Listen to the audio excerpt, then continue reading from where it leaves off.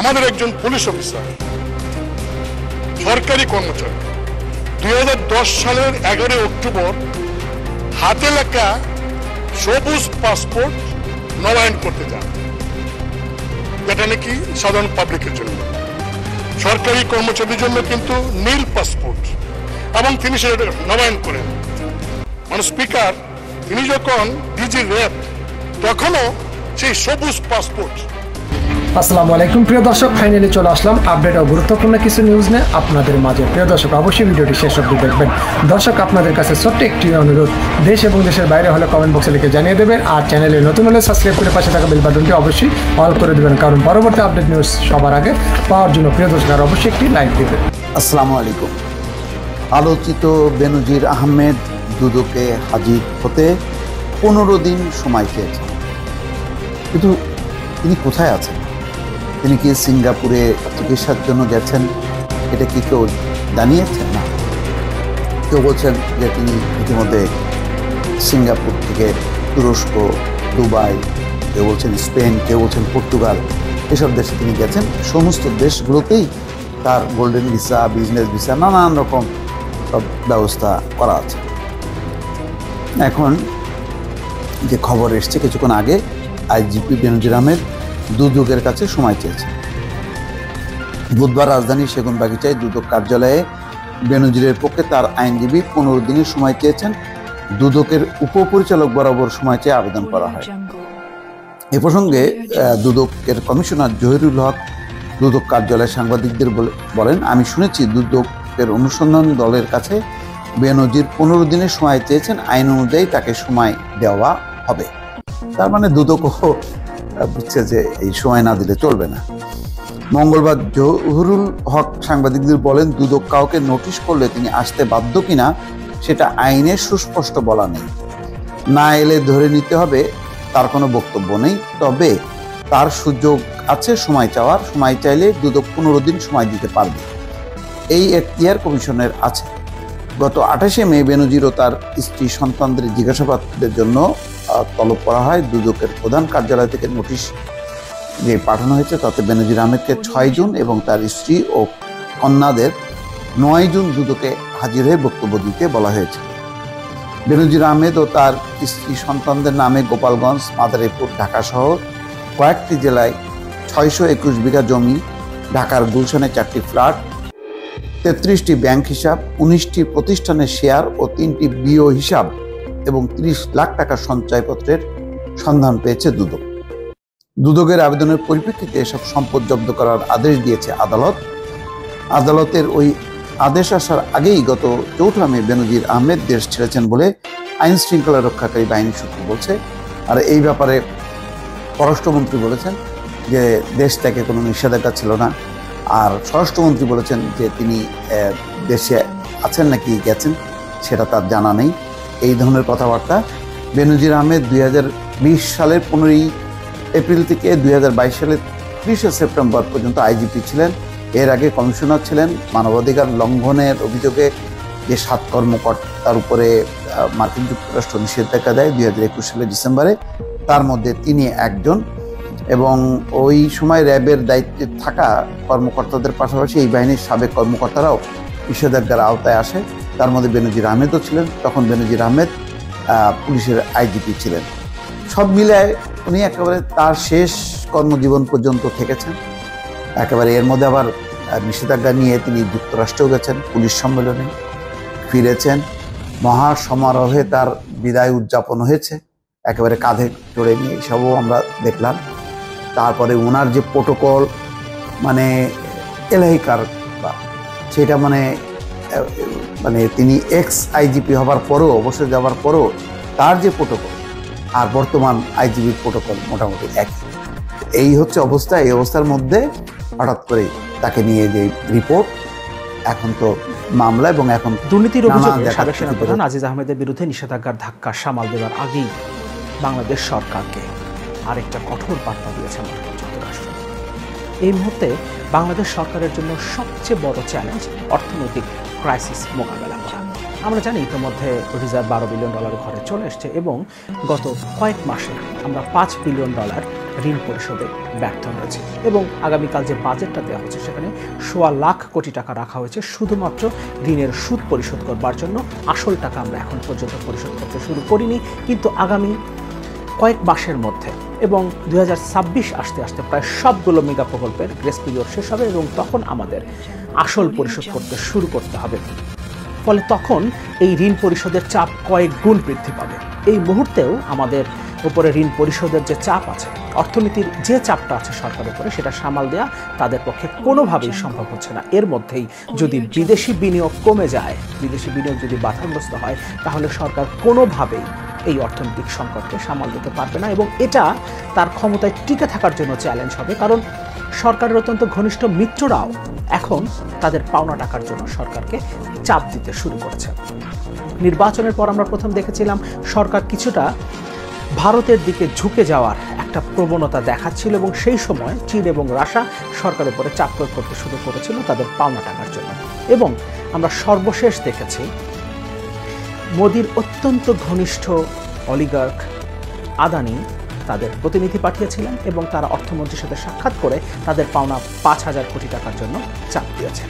মার্কিন যুক্তরাষ্ট্রের পক্ষ থেকে কয়েক দফায় পিটার হাস, মার্কিন রাষ্ট্রদূত, তিনি বাংলাদেশ ব্যাংকের গভর্নরের সাথে আলাদা করে বৈঠক করেছেন।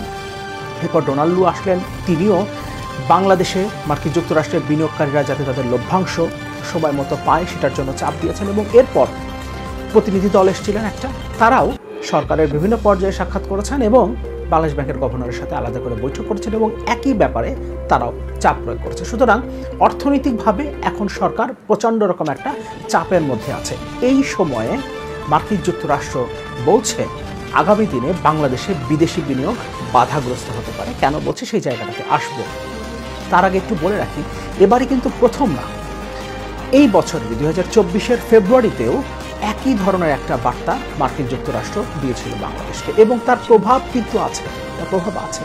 2022-এর চেয়ে 2023 সালে বাংলাদেশে বিদেশি বিনিয়োগ কমেছে 16% এবং এই বার্তাটা মার্কিন যুক্তরাষ্ট্রের পক্ষ থেকে যখন বাংলাদেশ সরকারকে দেয়া হলো এই বছরের ফেব্রুয়ারিতে, তারপর বিদেশি বিনিয়োগের পরিমাণ আরও বড় মাত্রায় কমেছে। অর্থাৎ এই বছরের প্রথম 6 মাসে বিদেশি বিনিয়োগ কমেছে প্রায় 22%, এবং নতুন করে আবারও একই বার্তা মার্কিন যুক্তরাষ্ট্রের পক্ষ থেকে দেওয়া হলো। মার্কিন স্টেট ডিপার্টমেন্টের মুখপাত্র ম্যাথিউ মিলার এটা জানিয়েছেন এবং 2024 সালের অর্থাৎ এই বছরেরই ফেব্রুয়ারি মাসে যখন এই বার্তাটা মার্কিন যুক্তরাষ্ট্রের পক্ষ থেকে দেওয়া হয়েছিল তখনও ম্যাথিউ মিলারই আমাদেরকে জানিয়েছিলেন। কি বলছেন তিনি আমরা একটু দেখি। শ্রম ও দুর্নীতি বিরোধী আইনের অপব্যবহারে বিদেশি বিনিয়োগ বাধাগ্রস্ত হতে পারে, ইউনুসের মামলা প্রসঙ্গে যুক্তরাষ্ট্র। নোবেলজয়ী ডক্টর মোহাম্মদ ইউনুসের বিরুদ্ধে মানি লন্ডারিং প্রতিরোধ আইনে ঢাকার আদালতে চলা মামলার প্রসঙ্গটি উঠে এসেছে যুক্তরাষ্ট্রের পররাষ্ট্র মন্ত্রণালয়ের নিয়মিত ব্রিফিংয়ে। ওয়াশিংটনের স্থানীয় সময় গতকাল মঙ্গলবার ব্রিফিংয়ে মার্কিন পররাষ্ট্র মন্ত্রণালয়ের মুখপাত্র ম্যাথিউ মিলার এ বিষয়ে সাংবাদিকদের প্রশ্নের জবাব দেন। মিলার বলেন, শ্রম ও দুর্নীতি বিরোধী আইনের অপব্যবহার বাংলাদেশের বিদেশি বিনিয়োগের ক্ষেত্রে বাধা হয়ে দাঁড়াতে পারে। গত রোববার ঢাকার আদালতে হাজিরা দেন ডক্টর মোহাম্মদ ইউনুস। ওই সময় এজলাস কক্ষে আসামিদের জন্য তৈরি লোহার খাঁচায় আসামির কাঠগড়ায় দাঁড়াতে হয় এই নোবেল বিজয়ীকে। এই অভিজ্ঞতাকে অভিশপ্ত জীবনের শীর্ষবিন্দুতে পৌঁছে যাওয়া হিসেবে বর্ণনা করেন তিনি বলেছিলেন, দেবদেবীর অভিশাপে তিনি তার জীবনের অভিশপ্ত, তার জীবনের শীর্ষবিন্দুতে পৌঁছে গেছেন। এবং সেই প্রসঙ্গেই ম্যাথিউ মিলার তার বক্তব্য জানিয়েছেন, মার্কিন যুক্তরাষ্ট্রের অবস্থান জানিয়েছেন। ম্যাথিউ মিলার বলেন, ডক্টর ইউনুসের বিরুদ্ধে চলমান মামলার অগ্রগতি গভীরভাবে পর্যবেক্ষণ করছে যুক্তরাষ্ট্র। আমরা আগে উদ্বেগ জানিয়ে বলেছি এই মামলায় বাংলাদেশের শ্রম আইনের অপব্যবহার করা হচ্ছে, ডক্টর ইউনুসকে হয়রানি করতে আর ভয় দেখাতে এমনটা করা হচ্ছে।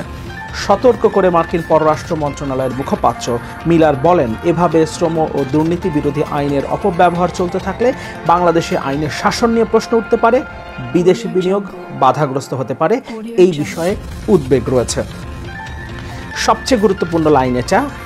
মিলার বলেন, ডক্টর ইউনুসের আপিল প্রক্রিয়া চলমান, তাই তার জন্য একটি ন্যায্য ও স্বচ্ছ আইনি প্রক্রিয়া নিশ্চিত করতে আমরা বাংলাদেশ সরকারকে উৎসাহ দিয়ে যাচ্ছি, কিন্তু কোনো দৃশ্যমান পদক্ষেপ দেখছি না। মার্কিন যুক্তরাষ্ট্র কিন্তু ডক্টর ইউনুস ইস্যুতে কথা বলছে অনেক আগে, 1 বছরের বেশি সময় ধরে তারা ডক্টর ইউনুসের বিষয়ে কথা বলছে এবং ম্যাথিউ মিলার বলছেন এমন কোনো দৃশ্যমান পদক্ষেপ সরকারের পক্ষ থেকে নেওয়া হয়েছে সেটা আমরা দেখছি না, বরং সরকার তাকে ভয়ভীতি দেখানোর জন্য, অপদস্থ করবার জন্য এবং চাপে রাখবার জন্যই আইনের অপব্যবহার করছে। ম্যাথিউ মিলার পরিষ্কারভাবে এই কথাটা জানিয়েছেন।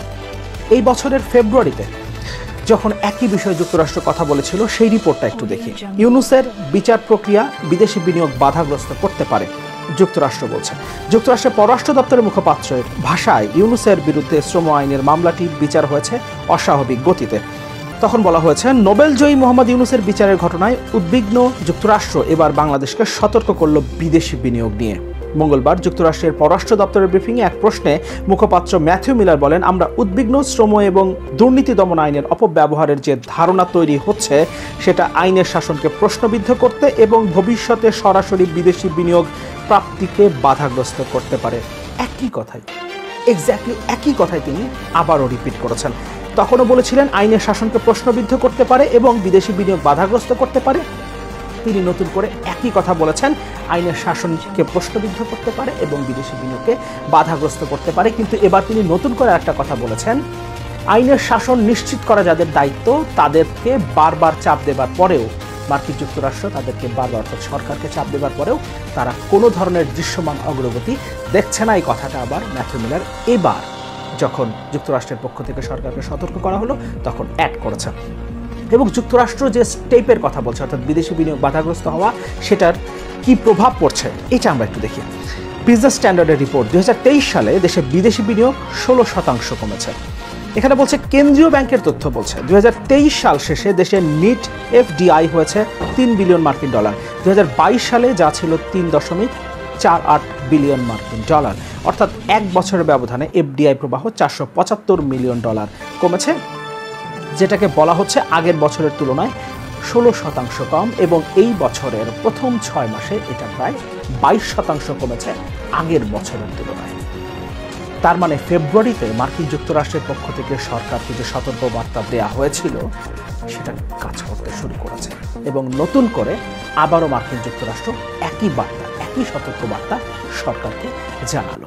ফলে মার্কিন নিষেধাজ্ঞায় আসলে, কোনো ব্যক্তি বা প্রতিষ্ঠানের উপরে কোনো নিষেধাজ্ঞা আসলে সেটাকে আমরা যত বড় স্টেপ হিসেবে দেখি, আমরা এই বক্তব্যকে, এই সতর্ক বার্তাকে হয়তোবা সেই স্টেপ হিসেবে দেখছি না বা অত কঠোর অবস্থান হিসেবে দেখছি না, কিন্তু এইটা সরকারকে প্রচণ্ড রকম বিপদে ফেলতে পারে। কারণ এই মুহূর্তে সরকারের জন্য সবচেয়ে বড় চ্যালেঞ্জ অর্থনৈতিক সংকট মোকাবেলা করা। এবং অর্থনৈতিক সংকট যদি তারা মোকাবেলা করতে না পারে, তাহলে যাদেরকে দিয়ে, যাদের শক্তিতে তারা ক্ষমতায় আছে বলে আমরা মনে করি, সরকারের অতি আপনজন, সরকারের খুব কাছের বন্ধু ভারতও এখন সরকারের উপরে পাওনা টাকার জন্য চাপ দিচ্ছে। এবং সেটাও ভারতের ক্ষমতাসীন দলের, ক্ষমতাসীন প্রধানমন্ত্রীর অত্যন্ত কাছের আদানি গ্রুপের পক্ষ থেকে।